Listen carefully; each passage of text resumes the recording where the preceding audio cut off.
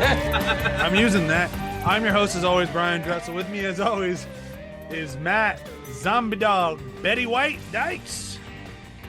Is this because of what's said in this episode? No, she's the one that was right there, and I'm like, is it this episode where he says like, or is it the next one? We're talking about the cast of the Golden Girls being in the good place. I think it's the next one. That's the next one. Yeah. Okay, roll with it. No, it works for this was episode. It does, but that's not why I did it. But I'll take it. We also have Ryan. No, not that one.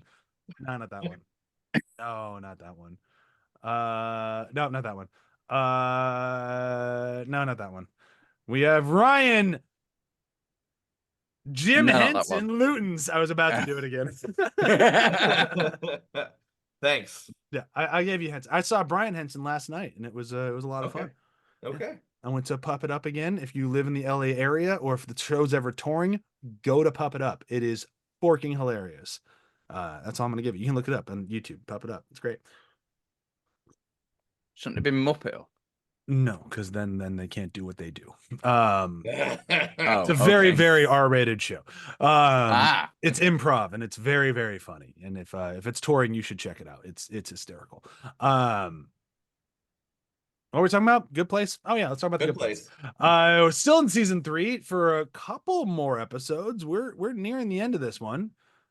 We got Don't Let the Good Life Pass You By and Janet's, which I'm going to throw out when we're covering Janet's. The fact that Darcy Carden did not get an Emmy nomination or a Golden Globe or win anything for this season is an outright crime, because her and Janet's acting at its finest. She crushes that episode. She's playing the 4 main characters. And well, yeah, like perfect. Like we were talking pre-roll about Gary Oldman popped up in the conversation at one point, so let's just go with everyone. Most of that clipped out, but I'm okay with it. I heard it too. God damn it. Just overdub Gary Oldman shouting everyone from Leon. I mean, that would be pretty great. Hold on, let me find her. There it is. Using the internet while I'm podcasting is great to listen to, isn't it? I'm just double checking here just to make sure that she did not get nominated, because I want to make sure before, I keep like railing on these things, because she does have one nomination, and it was Best Supporting Actress in a Comedy Series from 2020. That could have been this season. She's going to give us some audio cues of Bryan Googling. Click, click, click, click, click, click. Click, click, click, click. He might get to it faster than me. Click, click, click, click, click. I don't know if that's actually coming up, but I was just bashing my keyboard then. No, it did not. Your microphone is really nice to our audience. No, they don't want to hear that. No, they don't want to hear that either. Let's see. Season 3 was 2018. Ouch. So she got it for the final. Still great in the final season. I'll take it. But she should have gotten it for this, specifically for this episode. She is so, she's incredible from the jump. As we said in the very beginning, like I remember telling, like, she's one of my favorite characters. You'll find out why later. And as it's kept going, it's become more and more clear why I say she's one of my favorite characters. But this for me is like, this is Darcy Carden's, I'm hoping I'm pronouncing her name right, like her acting reel. Like right here, just watch this. She can do anything. Yeah. So good. I mean, that's the thing, is like you said, it's an acting reel in one episode, because she's playing 5, 6 different characters. Yeah, she's Janet, neutral Janet, and then all 4 of the main characters. Yep. Yeah. Like and she plays them all distinctly different. And it's funny. Like she's legit. Even when they're all in the same costumes, you know exactly which one of them is. Yep. Like who they are, from the mannerisms and from like, the way that they're speaking. I mean, I see the look on your face then, but you were just about to say yeah.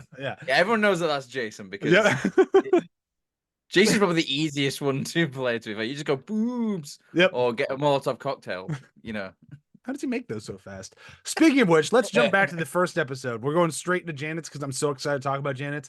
But we have a very good episode first with something that I teased all the way back in season 1, we finally meet Doug Forcett. I'm very sad Joel's not here for this episode because I know he's excited to see who Doug Forcett is. But he's watching these episodes on his own. He can tell us what he thinks when he comes back if I remember to ask, which I probably won't. I'll remember for you, buddy. Thank you. I make no promises. My memory's about as good as yours is, Brian. What was Squirrel. that? But we have Michael and Janet going out and nerding out at their ability to finally meet Doug Forcett. Doug Forcett is a miserable fucker. Like, my God, what a terrible life he leads. But I don't blame him. Perfectly by Michael McKean. So unbelievably good in this. So good. He's so good in this. I mean, he's really good in a lot of things that I've seen him pop up in. He's one of those actors where he'll pop up in like a few things like X-Files. He's in that, and he's phenomenal in that. The guy can just give it so straightforward, and it is hilarious. My face is burning right now.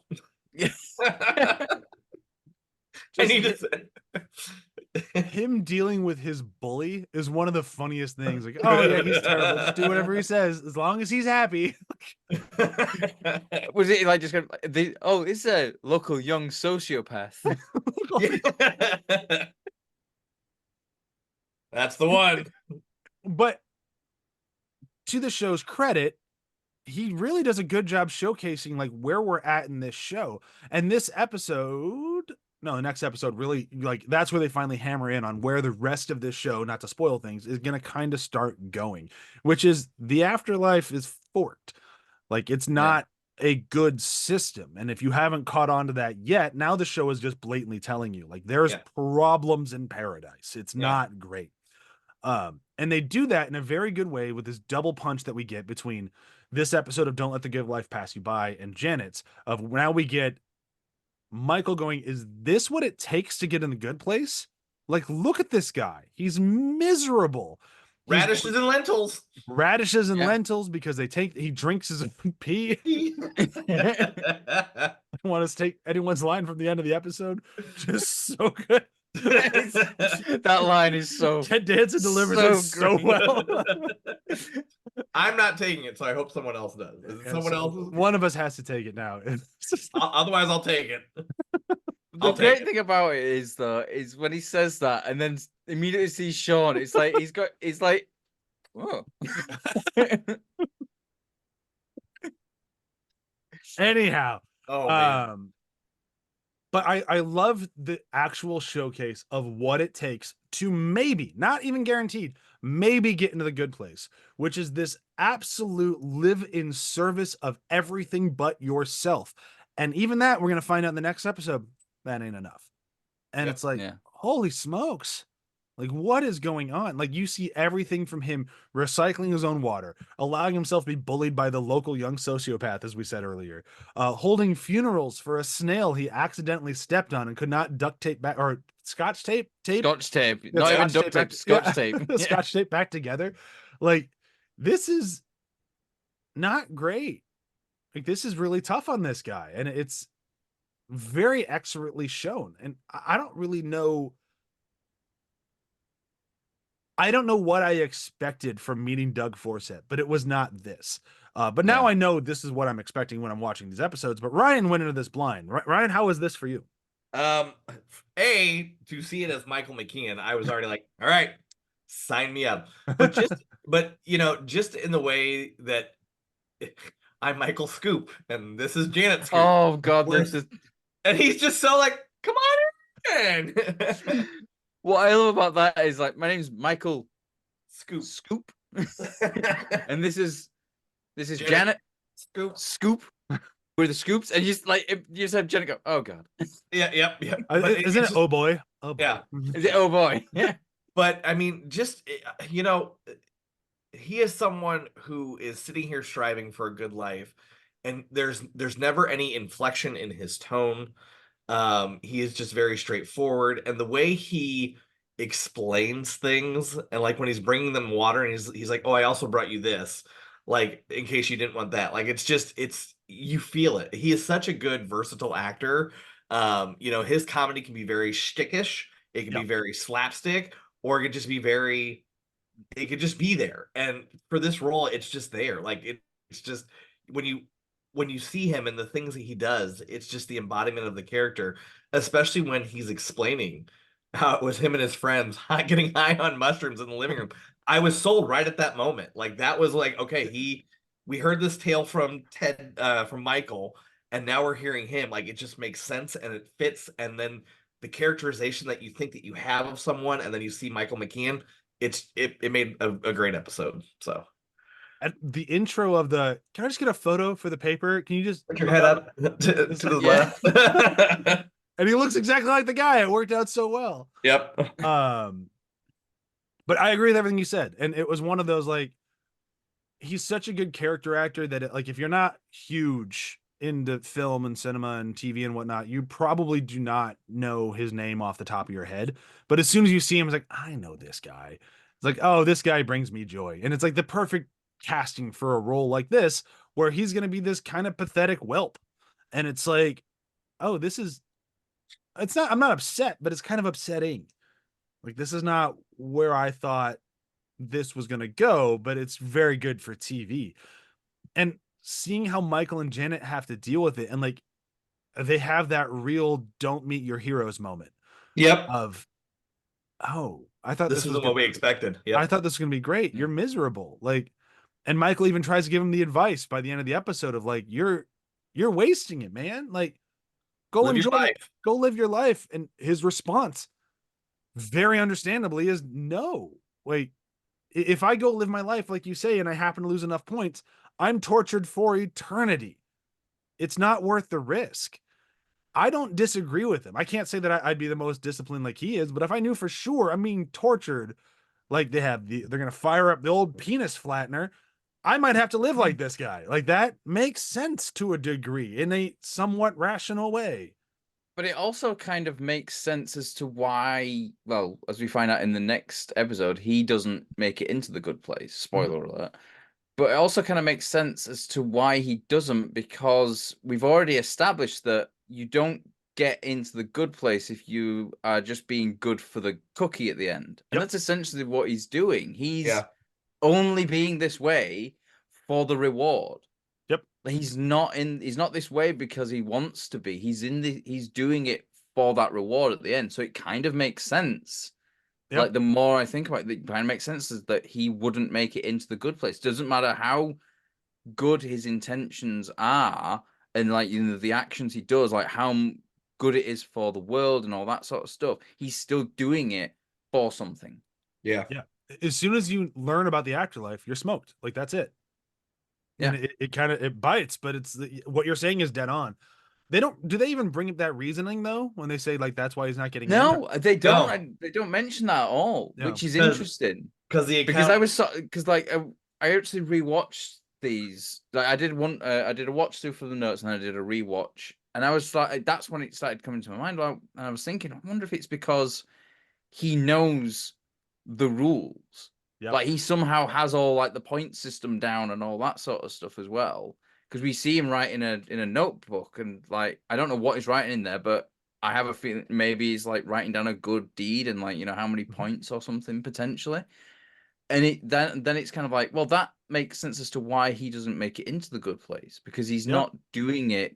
He's not just being a good person. He's being a good person because of the reward. Well, in the next episode, you have the accountant going, "Oh, he's got like 500,000 points. He's good. He's doing great. Oh, he's 60. He's in trouble." Yeah, not in trouble. He's doomed. Yeah. He's doomed. Yeah. Like, or screwed, I think. Yeah. Like, that's it. And like, that's, man. Okay, so this afterlife kind of seems pretty shirty. Like 500,000 points, even if you're in 60, that sounds like a lot. It does. I guess only the best get in, but nobody's gotten in for what, 500 years is what they find out. But that's the next episode. Yes. Well, let's finish this one up, because this one, that's what's going on with the Doug Forcett of all. But while that's happening, we also have the gang, or the Brainy Bunch, or whatever we want to call them, at a bar waiting for Michael and Janet, and they're gonna kind of start sussing stuff out, kind of figuring things out. And we have some great moments with Chidi and Eleanor. We have some great moments with Eleanor and Tahani, where she's like, I'm sure one of the main constants of our afterlives that you and I were always best friends. Yeah, Well, we also have Chidi and Jason playing a special version Oh, the of Jacksonville pool, pool. a special version of Yeah. pool that they play in Jacksonville called Special Jacksonville Style Pool. You hit the ball with any ball, and you make it the points. Yeah, 5 million points. Damn, how'd you get so good at this so fast? Oh man, I love that. Just quick aside, I love that he's having a moment right now. Like I heard the Acolyte isn't great, but people seem to love him in the Acolyte. So I'm like, good for you, dude. Like I'm happy to see you out there crushing roles. You were one of the best things ever in this show. I don't really know how to feel about the Eleanor questioning Chidi stuff. And just hear me out. I'm okay with it as a plot line, but as we hit it again, I'm having this whole like, we've been here before a couple of times. And it's like we all know where it's going. It does have that kind of ring of was it season 2 where they're basically like we need to put a hold on this storyline for now as well. It has echoes of that. It's like, well, wait a minute, we can't do that yet. We need to save that. And like, you know, they don't, I guess like they don't keep it on hold for as long this time around because like we get the next episode where they do start working in Janice they figure it out, but it's again it had echoes of that to me in season 2. It's like, hang on a minute, whoa, put the brakes on, and we need to deal with some of this stuff before we can deal with this. And it's fine, it works. It's just kind of like as they're going through it again, I kind of have that like we've rung this bell a couple times, and that's a minor complaint, I guess. It's not like a major hit or anything, but it was kind of like, okay, we're going to talk about our feelings with Chidi again. And it doesn't feel as natural as it did in season 1. Yeah. I think that's the problem. I think the problem is like it comes very organically in season 1. Yes. And you know, early season 2 it comes quite organically as well, but then they do that very contrived thing of let's put the brakes on, and then in season 3 it seems more contrived as to let's bring it up again. Like it worked for me. It worked for me up until now. Like I was fine with it, like the whole like, oh, we wanted them together, but because they don't know each other, he's with I'm blanking on our name. Shit, I can picture. We all can. The college lady. Yeah, but he's with her for the beginning, which is great. But like, that made sense. Simone, thank you. Simone. And that worked. It worked really well. And now that we're here again, it's like, okay, I get it because this is where it's going. And then I don't want to spoil things for Ryan, but this comes back around again in season 4. But I think it works better in season 4 than it does right here. It just doesn't. It doesn't seem natural. Yeah. I think the problem is like how it comes around. So we like, I'm okay with like the Simone of it all. That seems very natural. Like, you know, like that would happen. But then the way that they bring Chidi and Eleanor's sort of like relationship back around, it's almost like, hey, by the way, you and Chidi had sex and were in love, blah, blah, blah, blah. It's kind of like, you know, the whole point of like visual medium is show, don't tell. And that's basically a huge thing of like someone just telling you that you loved this person. Yeah. And then all of a sudden you love them. Yeah.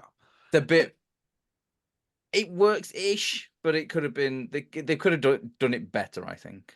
It's one of those things where like if this show wasn't so good, this bruise would not show as much. Right. But it's like when everything's perfect, you have the slightest little hiccup and we're like, we found something.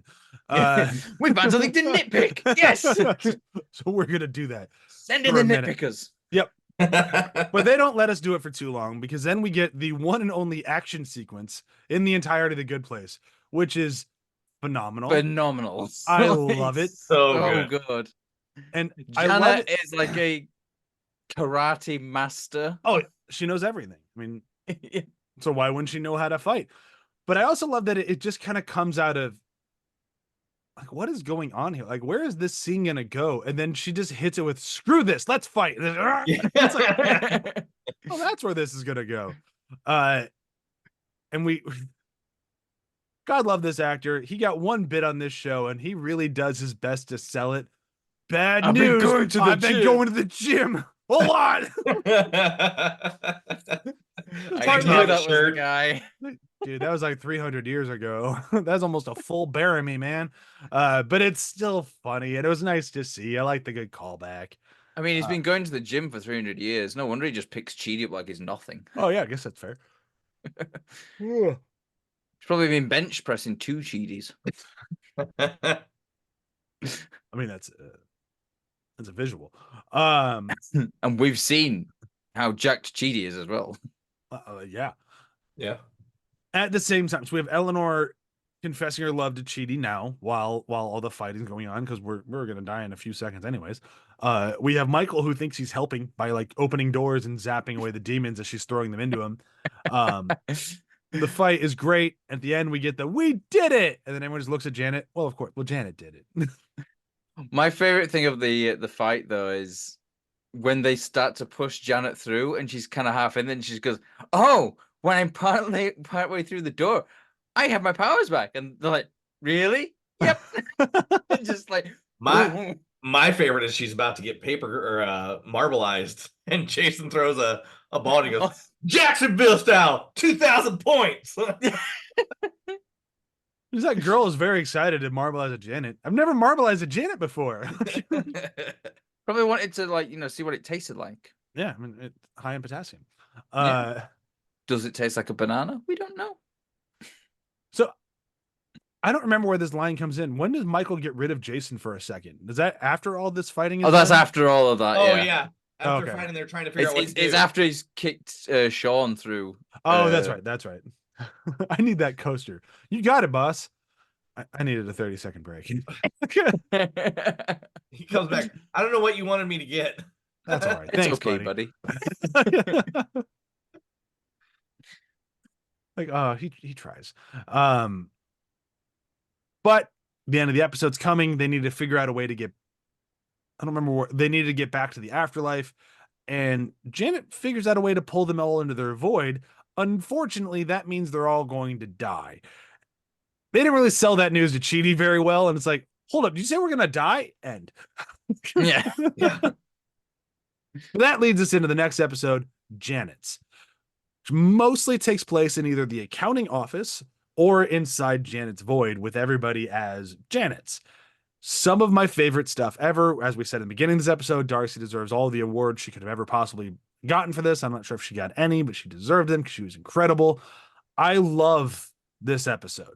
One of my favorites of the season, easily.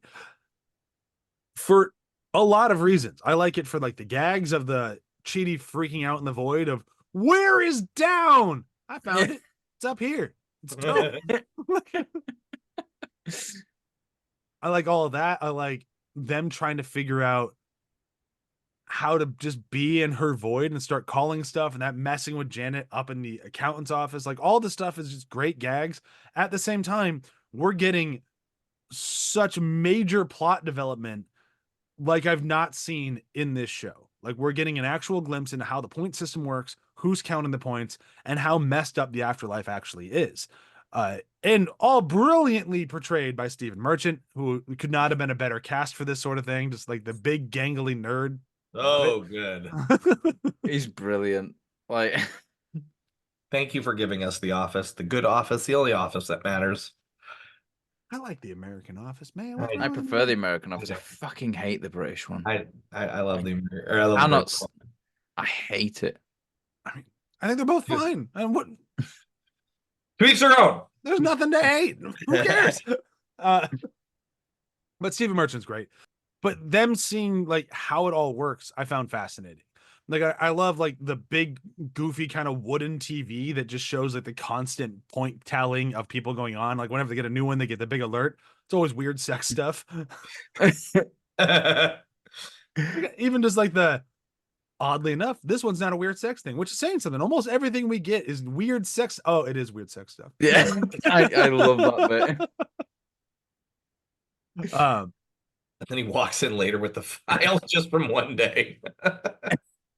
Not even one day. In like 1 second. 20 seconds. 1 second. Yeah. Is that, oh, Burning Man started. Yeah, Burning Man.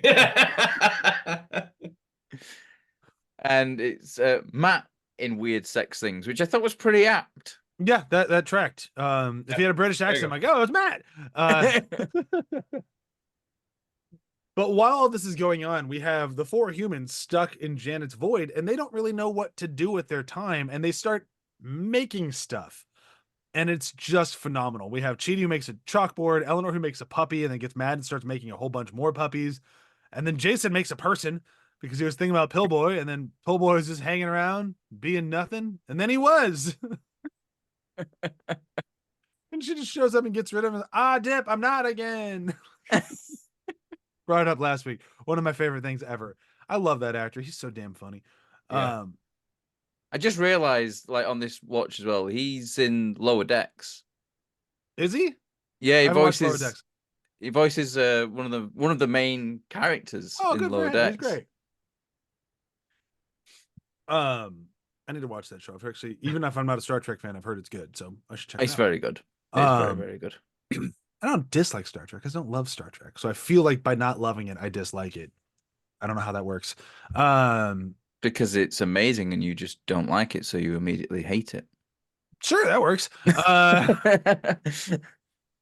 Anyhow, I'm just reading my line. Dip, I'm not again.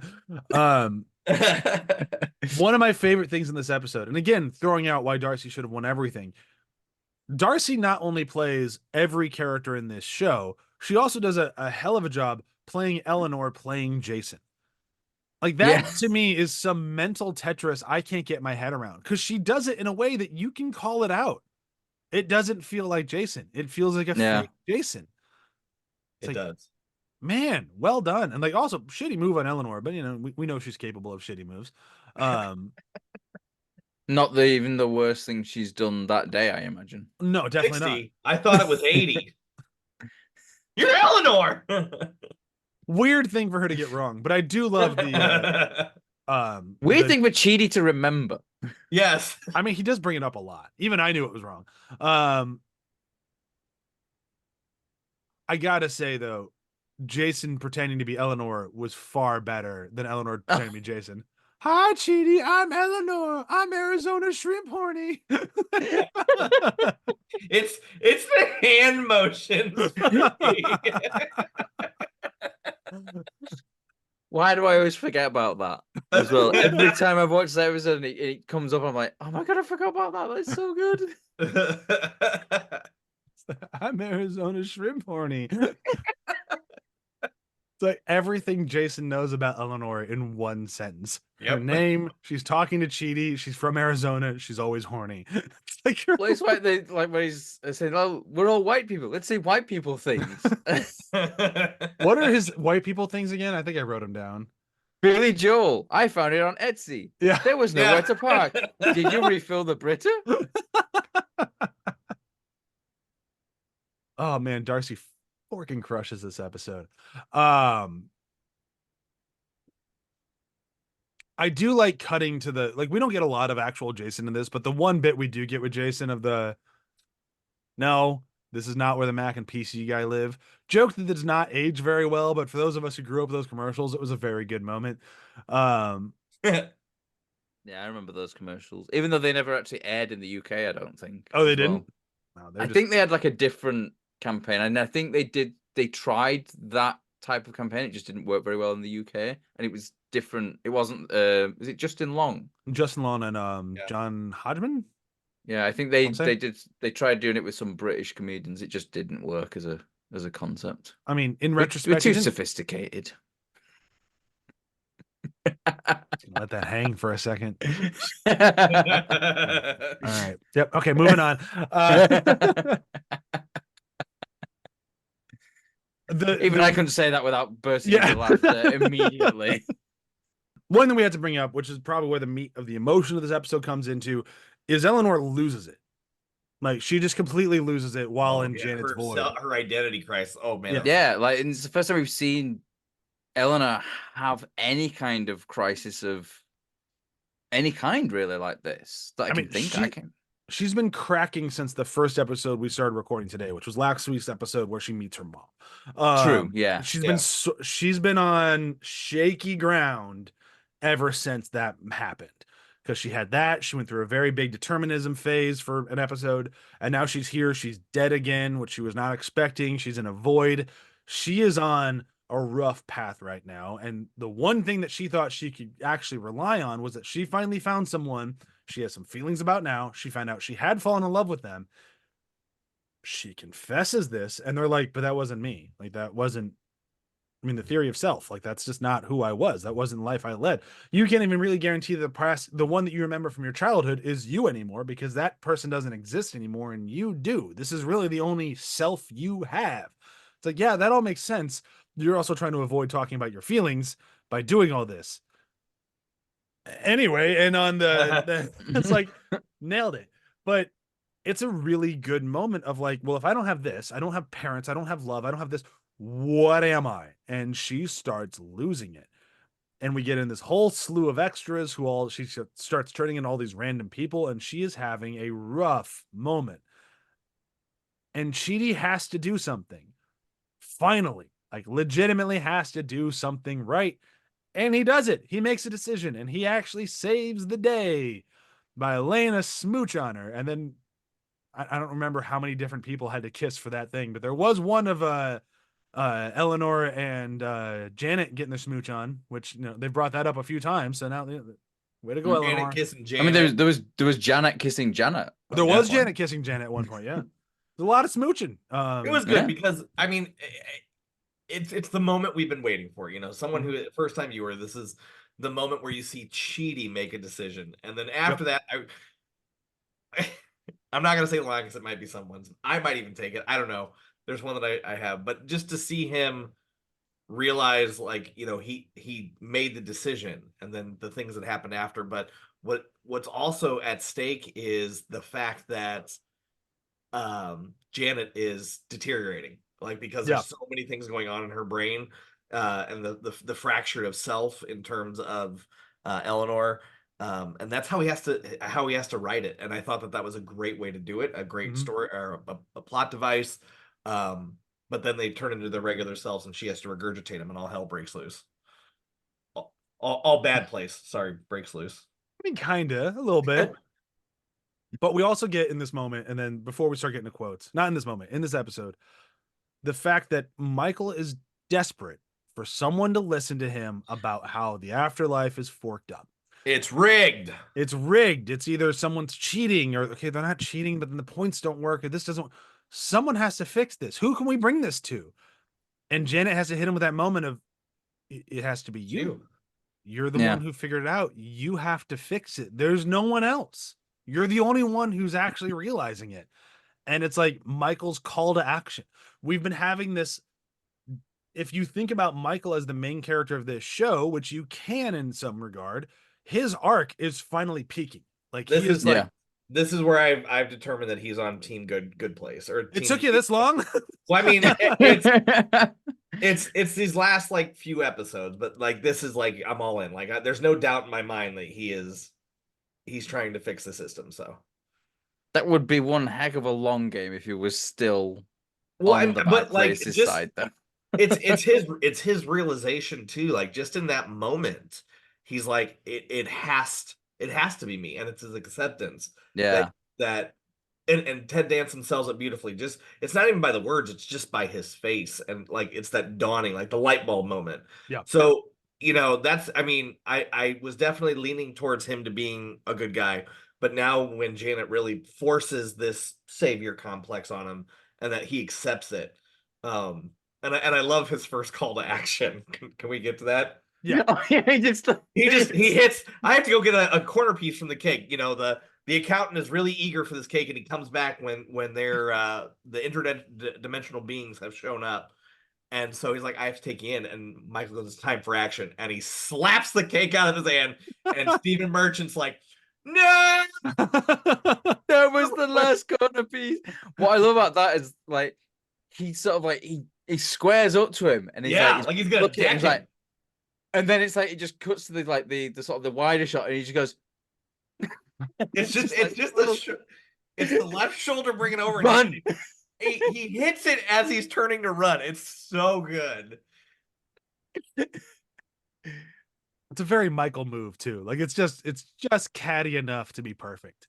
And then they run into the office, and he like closes and locks the door. What I love about this is like they're in the afterlife, and yet still like there's a door that can be closed and locked, and they don't have the power to just pass through the door. Like they're still stopped by a locked door. I love that. It's so good. And then he just steals the book of Doug's as well. Yep. The character's like freaking out. It's like, no, the Book of Doug. I also like that his plan here is very just off the cuff of like, that tube goes to the good place. Who wants to do something stupid that might end up with their total destruction? That's half the stuff I do. My guy. Come on. That's my guy. And they all go up and they're finally kind of in the good place. I don't want to spoil where next week's episode goes because Ryan hasn't seen it yet, but they're close. Great. Now I know they're not in the good place. I mean, they're there. Well, they are because like Eleanor can't swear again. Yeah, she's not tried saying those words the whole time she's been down on Earth, and then also when she's in the good place, it's like fucking fuck. I don't know what's going on here. Sure. Network TV. That's the best. Anything we missed? I know we missed something last week that I'm kind of annoyed that I brought up, but Ryan mentioned something. I'm going to bring it up now anyways. This is from last week's episode, but Ryan brought up the good point of not knowing whether or not Michael was on their side or not. And this is where I think he should have been sold, is when we got that flashback, when we talked about the flashback of when he's yelling at her, seeing that version of Michael again, to me, it was a real solidifying moment of like, oh, he used to be way worse. And you kind of forgot. Because we've gotten so used to this nice, nerdy Michael that seeing old Michael's like, oh, wow. Yeah, no, he's definitely changed. But that's from last week's episode. I'm doing some cleanup, if you will. Anything from these two episodes that I missed, though, please let me know. Jason has a tattoo on his butt that says Jason. That's great. Yes. I love that. Walt Disney has some freaky things in his history. That's not surprising, though, to be fair. I mean, not surprising at all. I'd almost be more surprised if there wasn't. First episode, Jason did try to do his little Molotov cocktail. Oh, that was my line, you prick! I haven't said anything. He hasn't said a word. I'm just saying what happened. Actually, and then it just gets grabbed out of his hand and stuck into the. Is it a beer or something? They just drop it into a pitcher. Brian already said it because he goes, "How does he make those so fast?" Yeah. My bad. I didn't say that. I just said he had a Molotov cocktail. That was me. Right. I'll say the end line when they walk in. Everybody else too. We're good. I think with the right quotes then. Matt, I'm gonna let you go first this week.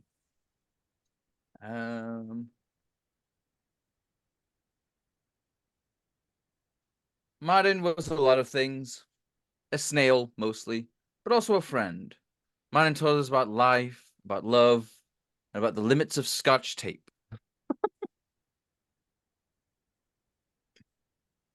That's a good one. Dang it. That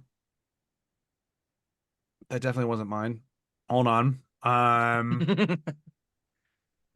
another one I could do as well. I mean, I can go for another one. I'm gonna take the Michael coming back in the bar. I can't let somebody not say this one. So they're coming back and they're very disappointed in Doug Forcett. And Michael comes in as they're walking into the bar, very upset.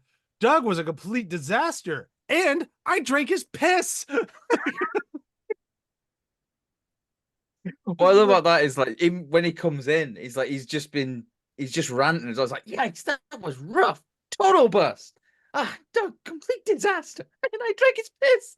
It's like, what are you doing here? Oh, that's some good stuff. Ryan, what about you from the first one? So for me, since you took that line, it's Doug Forcett is talking about all his dogs that he has adopted, and he goes, "Oh yes, ma'am, I've been mauled several times."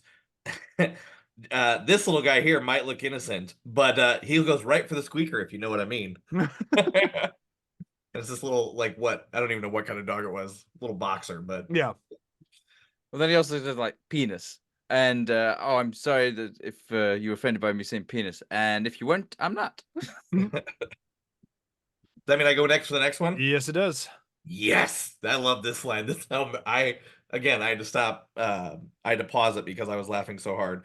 But they decide to marbilize Janet, and so he goes, "Quick, somebody give me a paperclip. Somebody give me a paperclip. Hey, Matt, do you have a paperclip?" And Matt goes, "What are you going to use it for?" It's just like shell-shocked look on his face. Yep.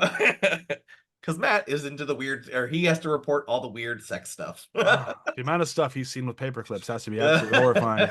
Yeah. So my line from the second one, I mean, I gotta do the goodbye, Pillboy. Ah, dip. I'm not again. It's just so good. I have a backup though that I'll say after Matt if he doesn't take it. Here's one. This means that someone has just done something which has never been done before. Richard Moore of Sugarland, Texas, hollowed out an eggplant and filled it with hot sauce and nickels. And amazingly, it's not a weird sex thing. 99% of all new human behaviors are weird sex things, but not this. Oh no, it is a weird sex thing. Yeah. Well, then we just zip that over to the relevant departments. In this case, Anastasia in the stuffed vegetable department. We've got Hector over in American coins, and my dear buddy Matt in weird sex things. I'm still waiting on a response to the request I filed for immediate suicide. Request denied. I love Maddie. He's hilarious. We should have had him go first and then just say my Matt line. Yeah, that was pretty good. My backup that I just got to throw out there. I looked away from it. How dare I? Is when they're all inside of Janet and they're doing stuff, and Janet just looks at them and she just rips that huge burp, and it immediately turns into the living life after love. Love a good share gag. I do like when she goes into the void after Eleanor's summoned the dog, and she's like, the structural integrity of this void is already at risk. You can't start randomly conjuring up objects, or it might shatter the void. Yes, it might. It might make everything blow up, and we'll all disappear forever. Mwah. So stop it. Again, I'll just lay a pile of gold statues at her feet. Yes, so good. Yes, do it. There's one here that I think Joel would have really appreciated. Oh, give Joel, give Joel a quote. For example, a couple in Osaka, Japan, just decided to have a destination wedding. Negative 1,200 points. Oh, it's a destination theme wedding. Negative 4,300 points. The theme's Lord of the Rings. They're basically doomed. Yep. I thought of Joel too when that line was said. Like, that would be Joel's line. Oh, I'm sorry, Joel. I did too. I'm not. I was at Joel's wedding. It was not themed. It was in Peru, so I guess that's a destination wedding. Peru, Illinois. So he got negative 1,200 points. Well, it's Peru, Illinois, and that's where Kelly's family is from. So it's the bad Peru. I'm not sorry, Kelly, if you're listening to. It's a boring town. But otherwise, their wedding was lovely. No Lord of the Rings at all. He's probably still doomed for something though. This is Joel we're talking about. Yeah, he's probably doomed for not reading Dune. Yeah, not reading Dune. That's like negative 80,000 points. Sure, and well deserved 80,000. Yeah, you could get into the good place just by reading Dune. If only. I mean, I'm getting in there twice. Yeah, me too. And then I might be taken out. And then I might get taken out for reading Messiah. That might be the negative points. You read Dune. You kept reading Dune. Get the fuck out of here. Dude, I mean, to be fair, like I might get in and they'll be like, "Oh wait, no, yeah, you read Dune, but all this other shit." Get out. Have you, Matt? It's funny that have you met Matt? Yeah, I probably Matt weird sex things. Matt knows your name. Yeah, he probably knows me. Probably got another one from him. He has a picture on his desk. Just throw it in the Matt pile. Isn't that your pile? No, don't associate me with Matt. No. Matt Dykes file over there. All right. I am not ashamed of it. Did I do plugs already? I didn't do plugs, right? I'm tired. No, we did plugs last week. No. Oh, we did them last week? Okay, we'll do them again. athpod.com, Front Row Network, and yep, from Matt. I was going to say butt plugs, like leading off to the weird sex stuff. I mean, are butt plugs I can just weird see nowadays? Stephen Marchant. No, they're kind of like vanilla at this point. Yeah, I thought that was kind of normal by now. I can just see Stephen Marchant. Oh, look, they're doing a podcast. They're doing plugs. Oh, yes, ATH, Front Row Network. Yeah. Butt plugs. Up there's Matt Dykes. All right. So next week, be sure to tune in as we talk about the next episodes, which I'm going to look up the names of right now. I didn't do this last week because I always forget to do it in the It's the finale and the first episode of the last season. Is that where we're at already, Mike? No. Yep. Next three are the bottom three. That was episode 10 that we did. Janet's was episode 10. We've got 3 more, and then first episode, then 12 that's left. episode 9, Janet's. Yeah, we got the Book of Doug's, followed by Chidi Sees the Time Knife, Pandemonium, and then we'll start season 4 after that. Yeah, so 3 and then 1. Is there only 12 episodes or 13? 12 in this season. 12. I think it's 12 across the board. Okay, so no, he's right. The next recording session we're doing the last two last 3 of this and the first one of the next. The last 3 of this and then the first one of the next, yeah. Which will probably be another one of those double episodes, maybe. Well, I'm looking at the thing where I get all the, like the transcripts thing. It does episode 1 from season 4 is 23, and then the last 3 is 22, 22, and 22. Okay.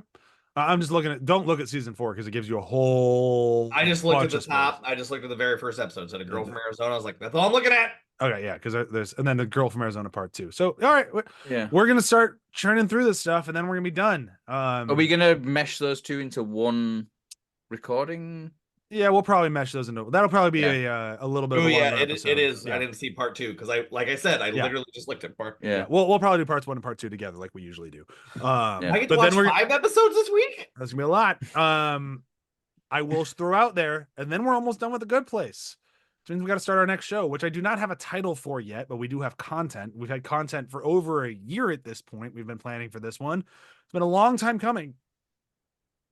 Trying to think of a good way to tease it without exactly giving away what it is. I don't know really how to do that with this one. We're finishing the horror trilogy. That's a big tease too. I was gonna say Sweet Dreams. That's a huge one. Shit. Scary Terry. Just like, you know. Bye.